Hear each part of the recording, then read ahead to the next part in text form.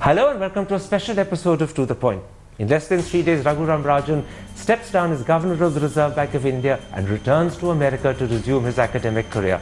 But today, in the only exit interview he's agreed to give, he reflects on his 3 years as Governor of the RBI, his successes and failures, the issues he's had to contend with, the criticisms that he's had to face. Tomorrow, in part 2 of this exclusive interview, Raghuram Rajan will speak about the economy, the state in which he leaves it, the challenges it faces, and how India should respond to them. Governor Rajan, let's start with you. As I said, in less than 72 hours, you'll be handing over charge of the Reserve Bank of India. How will you look back on this experience? Well, personally, it's been an extremely fulfilling one. I think I've learned a lot. I hope in the Reserve Bank we have actually done some interesting and useful things for the economy, putting it on a better track. And the country as a whole, I think, is on a more sustainable growth path. So, looking back, I feel very good. You are a satisfied and happy man today? Broadly, yes. Yes, I think we have managed to do a lot of things. Of course, we've created a platform which needs to be built upon. And, that requires meeting challenges that will come in the future. Let's talk about that platform. You've had a lot of praise in the last 3 years, but you've also faced a certain amount of criticism. What are the decisions and achievements that you're most proud of? Well, I would say, first, we've finally started getting a handle on inflation. And there's a reasonable consensus. I wouldn't say everybody's happy, but there's a reasonable consensus that this is the way to go. That required a lot of public persuasion, a lot of public discussion. But we have an inflation framework that the RBI is supposed to respect, given by the government. We have the Monetary Policy Committee soon to be set up. So we are actually operating under a modern framework, which many other emerging markets adopted long before us. So, and this gives you a fair measure of pride that this is an achievement that you've left behind. To my mind, this is an institutional change for the better, because it will help us move towards sustainable growth, not these periods of bouts of high inflation and then rapid increases in interest rates to contain it. The second thing I think we've done is started moving the dialogue on debt towards one where the borrower actually is supposed to repay the debt and not involve the lender as a partner when he gets into difficulty. So the structures for recovery are improving. You've seen the bankruptcy law being passed by Parliament. We've had the debt recovery tribunals strengthened, but we've also had a number of measures created by the RBI to enable banks to recover bad debts. Now, this is not just about recovery, it's also about putting projects that are in difficulty back on track so that they can produce the power or produce the goods and services that were promised. So that's number 2, that the dialogue on recovery has changed. Is there a number 3? Yeah, there is a number 3. What is it? Payments.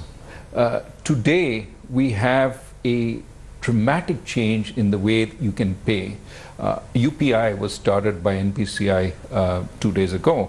Essentially, you give me Karan at something dot XYZ, and I can send you a payment from my bank account to your bank account without knowing anything more.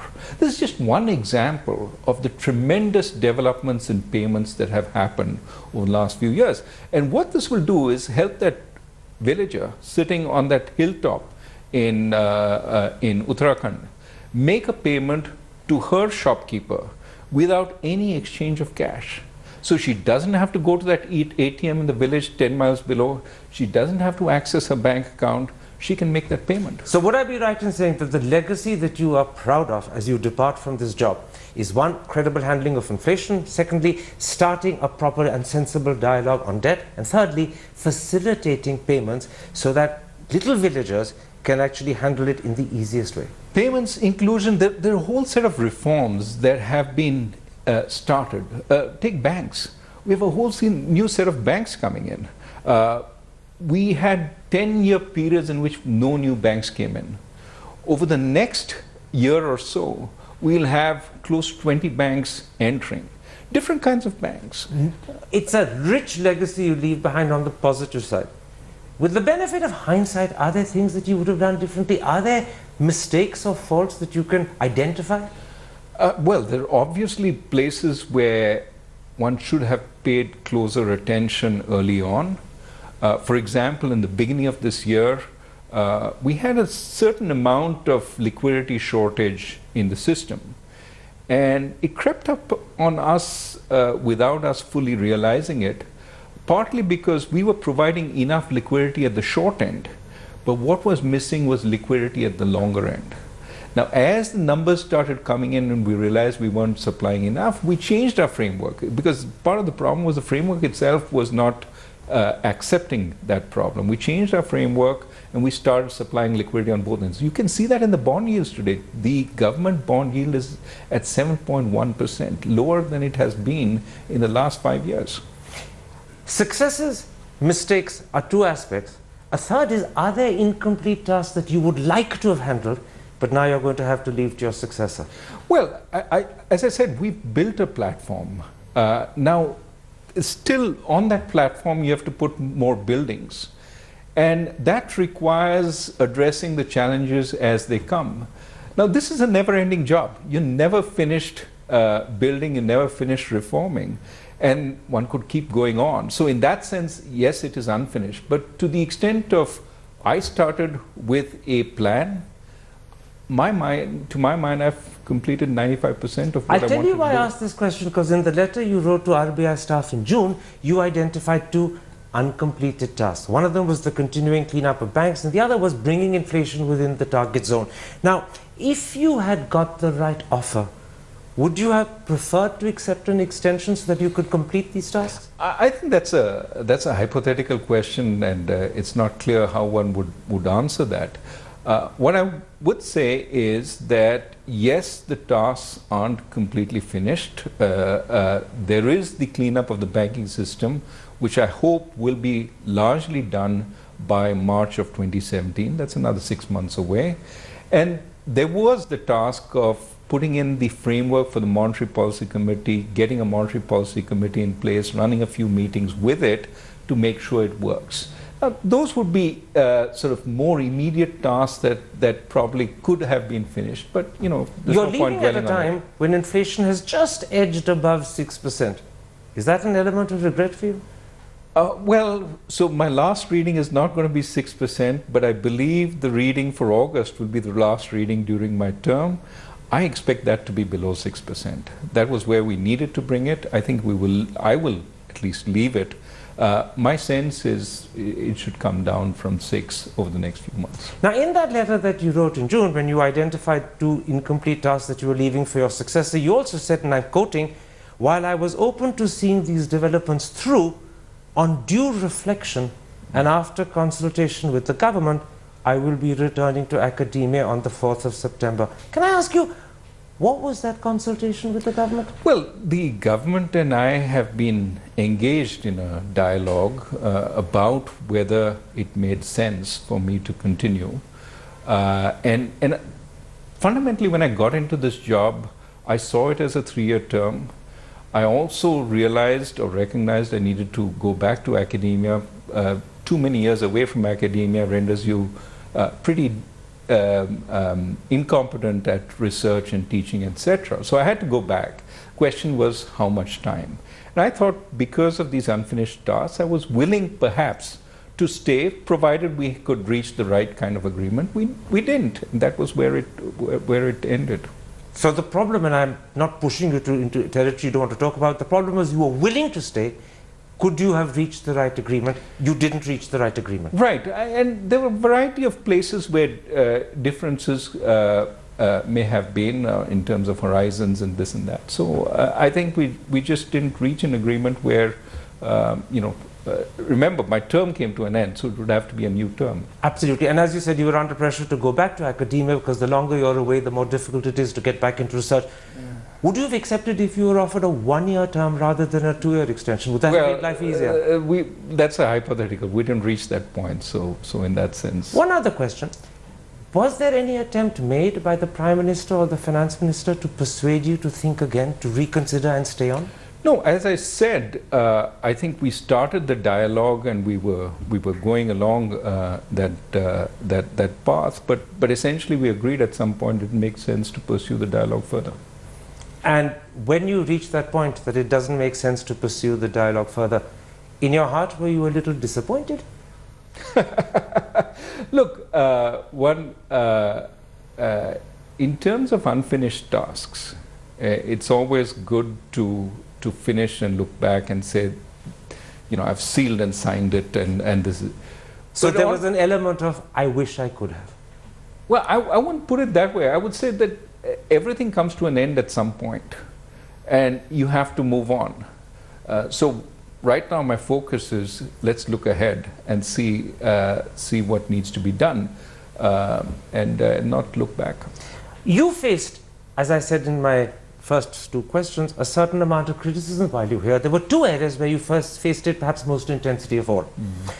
Several members of the government, several senior industrialists, maybe a couple of economists criticized you for not cutting interest rates further than you did. Now, the truth is, from January 2015 till now, you've cut it by 150 basis points. But as you look back with hindsight, do you think you could have cut further? Or do you take heart from the fact that with inflation creeping up just above 6%, you were perhaps wise not to?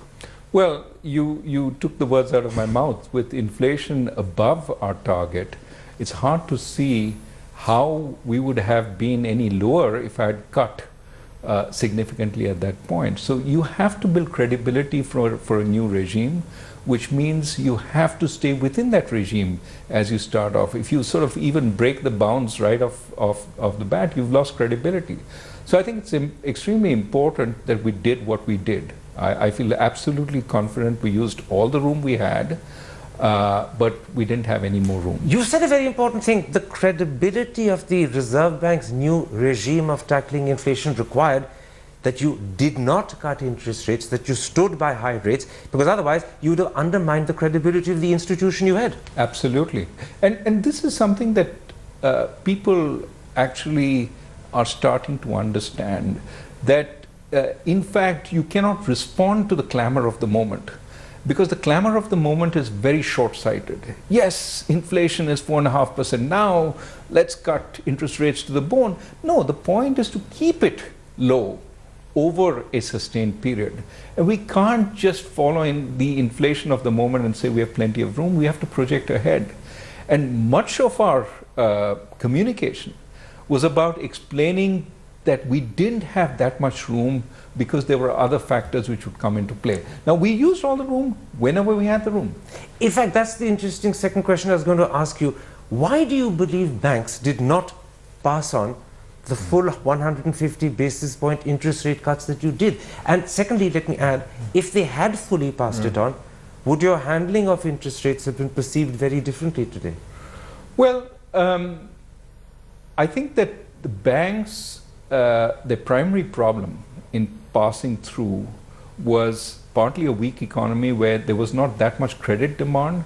So as they cut interest rates, they lost income from existing clients but didn't get any new clients. And so that was one concern they had. So they were caught in a catch-22. They were caught in a little bit of a catch-22. Some of them were trying to protect income because they had stressed balance sheets. They weren't trying to expand their balance sheet. And so once again, the same argument. Why do I want to increase my loans when really I don't want to make any loans?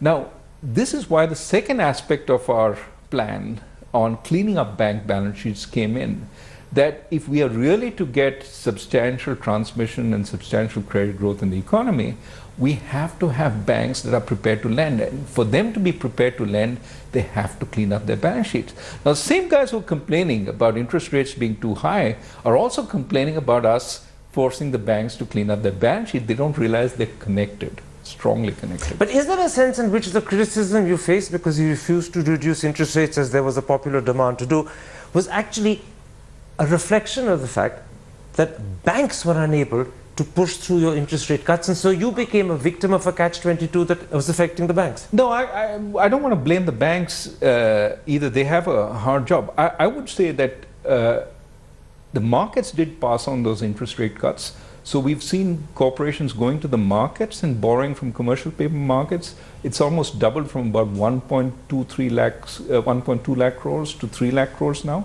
But the second aspect is, I get a letter a day, maybe multiple letters, depending on how much screening my staff do, on pensioners complaining about low interest rates. So in the same at the same time as borrowers are complaining about very high interest rates, you have pensioners saying, you've cut interest rates to the bone. I used to get 9.5%, now I'm getting 7.25%.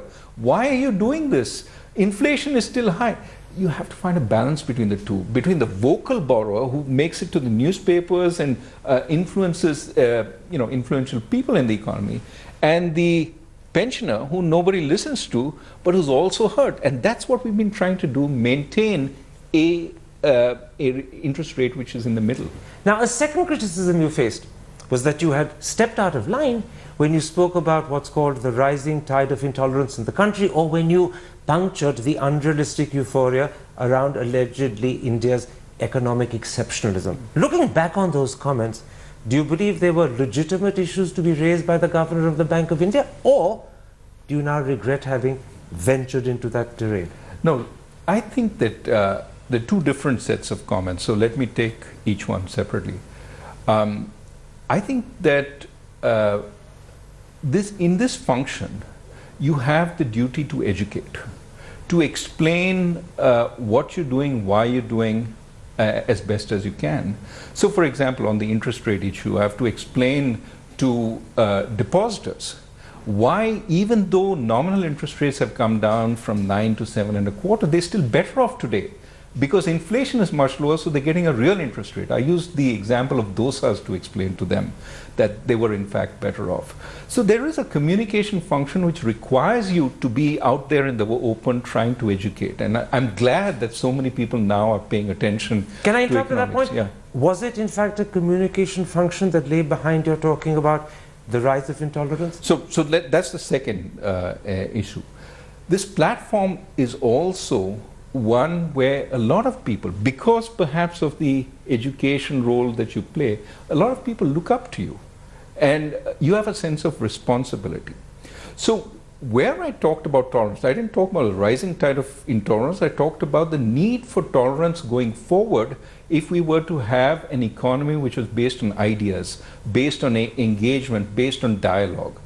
And that was in a speech at the IIT Delhi convocation. When you're talking to young minds and you're trying to tell them about a future we want to aspire to, you draw on our history of tolerance in the past and you tell them this is where we should be, this is where we should be going.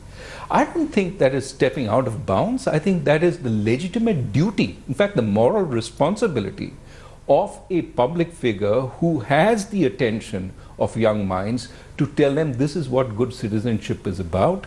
This is where we should be going. I have absolutely no regrets about saying that.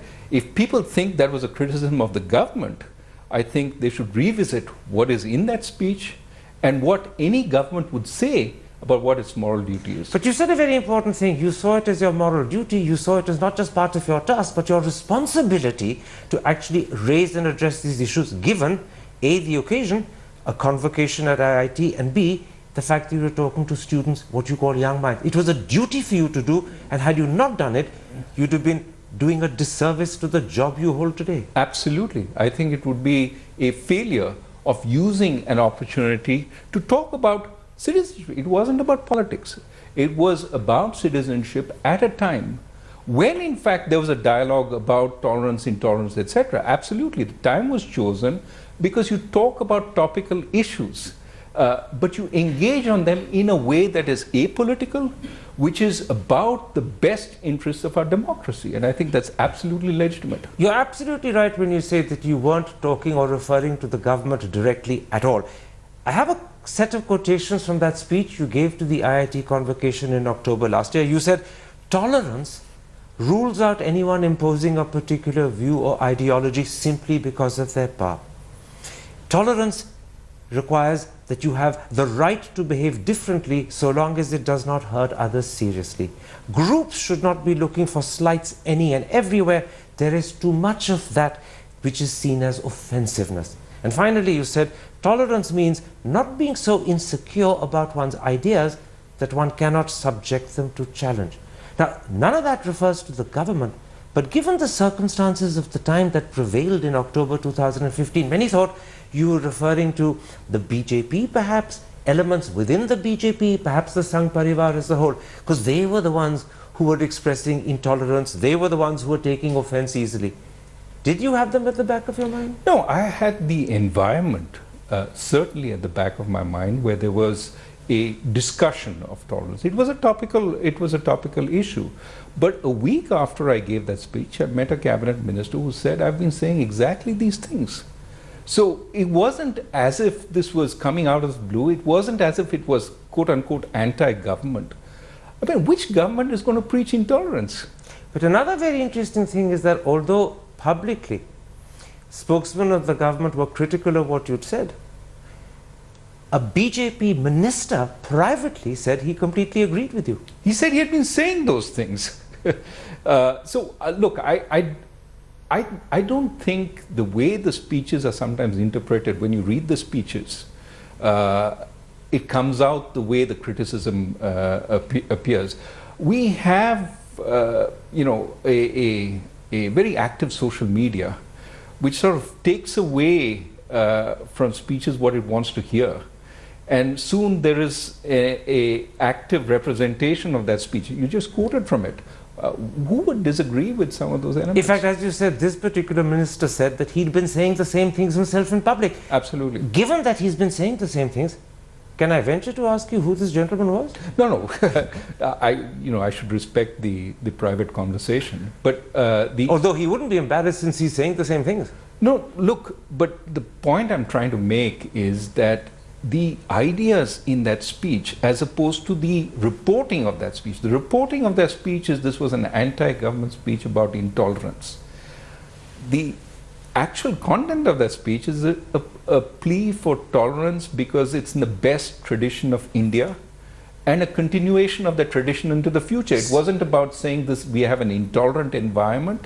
It was a plea for continuing our tradition. So in this instance, you became a victim of the misreporting, perhaps I should even venture to say deliberate misreporting by social media. The way they reported or picked up elements of your speech ended up distorting it and giving a wrong impression.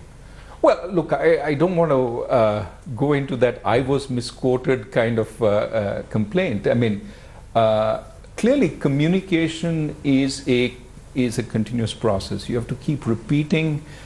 Sometimes ideas don't come out the way you intended, and you have to keep emphasizing this is what I want to say. Now, on something like tolerance, there aren't so many occasions where you can say it because I have a day job. As governor of the Reserve Bank, I can't spend my time talking about tolerance. But certainly on things like inflation, certainly on things like recovery of bad debt, you get second and third chances to say exactly what you were intending to say, and you should use that platform. One last question about you.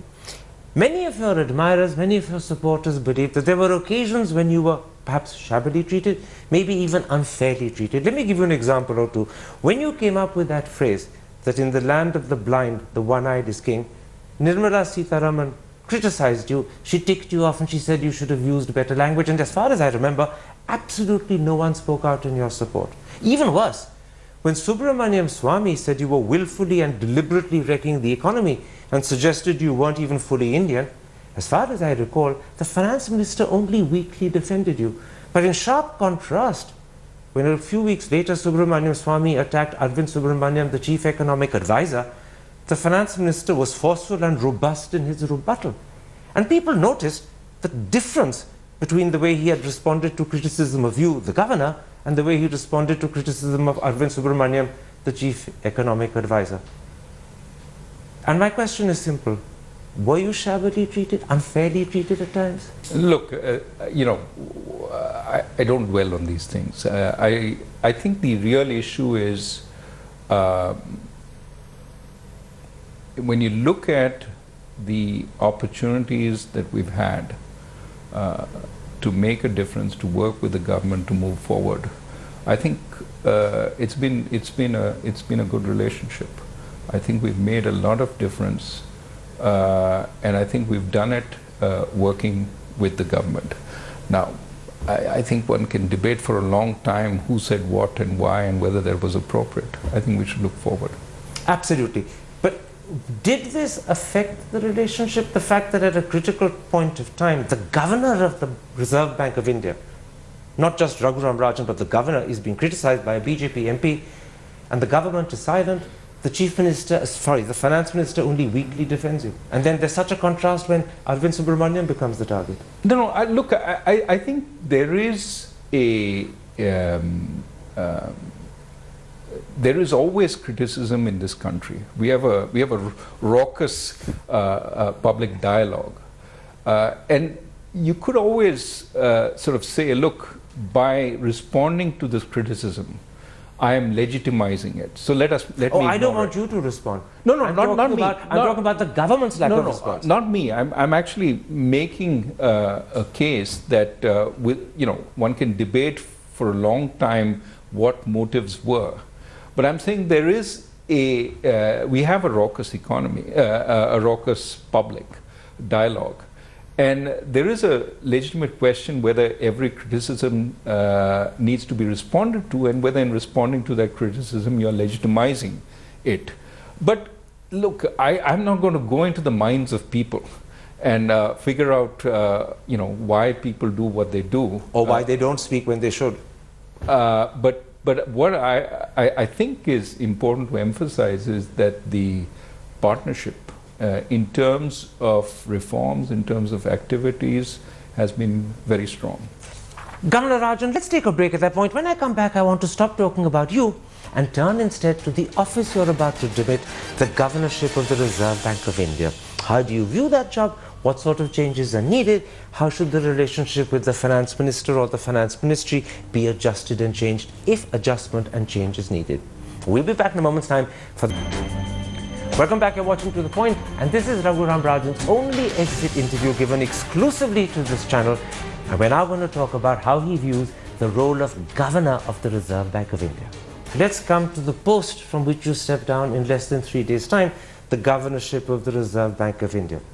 In the light of your experience over the last 3 years and your understanding of the job, do you think it should be a straight, flat 5-year term rather than the present practice of a 3-year term followed usually, although not in your case, by a 2-year extension? Well, I think what we need is a process by which we have a bench which is tried out in different places, so that you gain confidence about the capacity of that bench to fill the jobs, the economic jobs, the technocratic jobs that open up in the economy. So, for example, I think the idea of posting somebody as a deputy governor so that they gain knowledge, moving them elsewhere so that they see another part of the government, then bringing them back as governor, which used to be what was done in the past, or most recently appointing a deputy governor. These are the ways you gain confidence in the person that you are bringing up. Now, once you have confidence that this person can actually perform, can actually run an organization, has both the managerial as well as the knowledge capabilities to do it, I think a longer term would certainly protect them from taking decisions which are short-sighted. Ultimately, the value of organizations like the RBI are that they have a longer horizon than, say, other governmental organizations. That's what you depend on to keep you on the straight and narrow. So if a longer term would protect the incumbent to take decisions which are the right decisions and not guided by short-sighted concerns, then surely it follows a 5-year term is a more sensible term than a 3-year term. Well, there is also a possibility that a term be too long. I'm not waffling here, but I'm saying 3 may be too short. There is probably a term which is too long. 8 years is probably too long. Some countries have 8. Somewhere in between makes sense. What that number is, I think one has to spend more time thinking. The US has 4. Some other countries have 5.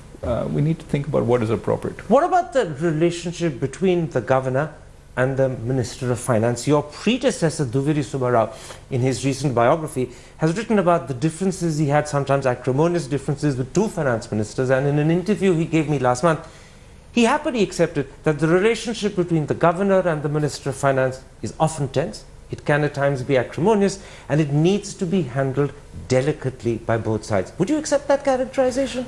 I would say it is an environment where mutual respect is extremely important. That on the one hand, as I said, it starts with the fact that you may have different horizons. And because you have different horizons, you have different views about a particular issue. So it's important that on the one hand, the governor be prepared to listen to various arguments from the finance minister's side or the prime minister's side. And from their side, they respect the fact that once they have made the arguments, this is an independent agency and the agency should be allowed to make the decision it has to make. And I think if that mutual respect is there, it's a relationship that works as it should work. Yes, the governor occasionally listens to persuasive arguments from the other side, but ultimately the decision is the governor's own. In fact, it's not just because they have different horizons that you need to have mutual respect, as you put it.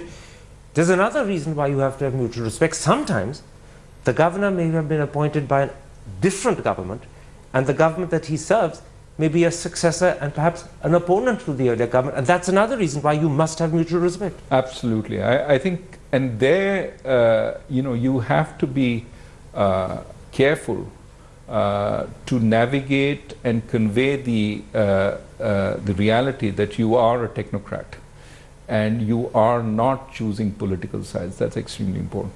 And that's an onus on the governor from the way you're phrasing it. It is an onus on the governor, of course, to the extent that the governor is an asset, at least perceived by the new government. It's also an onus on the government to make the governor feel welcome. Now, in the light of your experience and in the light of the experience of your predecessor, because he's written about it recently, are there changes that you would like to see in the relationship between the RBI and the finance ministry, or the governor and the finance minister? Well, one of the changes we've actually brought in together with the government, which is the new framework. And the idea is that's the MPC. That's the inflation framework objectives as well as the MPC. Here's what you're supposed to do. And here's the structure through which you do it, the Monetary Policy Committee. And the idea basically is this, that if the government really wants much lower interest rates, well, then change the inflation objectives. Say much higher inflation is tolerated. Don't give a fairly tight inflation band and say you have to stick within this, and then say, oh, please lower interest rates. Well, you've given the task to the bank, and the bank, in its best professional judgment, is going to figure out, how can I stay within this band that you've given me and allow me to choose the interest rate that I need. That is the system we are in now. The Monetary Policy Committee will choose that interest rate. There are 6 people on the committee. Harder to influence 6 people, but they, in their best professional judgment, will choose what the level of the policy rate is, which will meet the target that is set for them.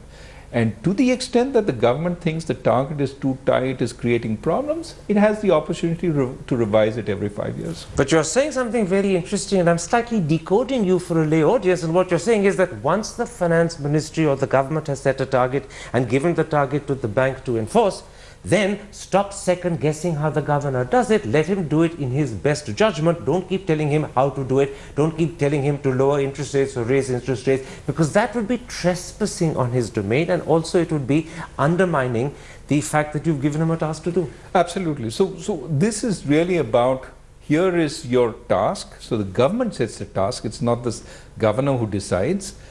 And then within that task, you have operational independence, because you're now using your professional judgment to best decide how to reach that task. That is actually the structure of inflation management that every developed and many developing countries are following. We've just reached that. In the light of what you just said, I'm sort of provoked to ask, it's often been said that the problems you had, maybe the word problems is an exaggerated one, but the differences you had were not with the finance minister, but often with the finance secretary or with the bureaucracy of the finance ministry. No, there are personalities who come and go. I can say that the relationship with the bureaucracy has been excellent in the last few quarters. It's been very good. And it's always been very cordial with the finance minister. The issue is never really where you differ tremendously on. What about the finance secretary? Good, very good. All finance secretaries. There are always differences in personalities. That's always there. Now, you're leaving, as I said, in less than 3 days' time. Your deputy, Urjit Patel, will be taking over. He's had a certain measure of experience while he was working with you and under you. But now, as the top man of the RBI, he's going to have to handle this tricky relationship between the RBI, which is an institution, and the finance ministry, which is another institution. From your experience, what advice would you give him about handling this tricky relationship? Well, Urjit is a grown-up man and knows how to do these things. He's been handling some of this relationship for some time, and I have confidence that he will manage it going forward. So I have no advice that would be any use to him. You know, I've briefed him on all the issues that we're dealing with, but he's his own man. Now, in that letter that you wrote the RBI in June, you had a tantalizing sentence, which I'm going to quote to you. I will, of course, always be available to serve my country when needed. What sort of situation or what sort of responsibility might bring you back? So, I actually, first I'm going to, depart from from public speaking for some time. I think it's important to give my successor some space, so when I move out, I will stay out for a little while. Deliberately enforced discreet silence. Yeah, that's a nice way of putting it. But then I actually want to learn a little more about certain aspects of our country. I will travel around a little bit and understand a little better what makes it tick. So as a private individual or as an academic, you could pop back in? I will pop back in. I will work with informal structures and so on, and see what I can do. This is an exciting, vibrant, large, immensely interesting country, and there's absolutely no reason why I should stay away. One last question before I take a break. Has the government arranged or proposed a farewell function for you? Yes, I will be saying goodbye to some government officials. But that's you calling on them? No.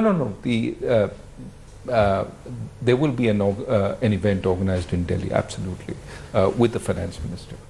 Let's end this particular part of the interview there, Governor Rajan. When I come back tomorrow, I want to talk to you about the state of the economy, how you see the challenges that lie ahead for India, and how you think India should respond to them. But for tonight, we'll end this particular part of the interview there. That was Governor Rajan in his last exit interview, in fact, his only exit interview, speaking about his 3 years as governor, the challenges he faced, the criticisms he had to handle, as well as what he believes were his achievements. Tomorrow in part 2, I shall talk to him about the state of the economy, the challenges India faces, and how he believes India should respond to them. See you tomorrow night.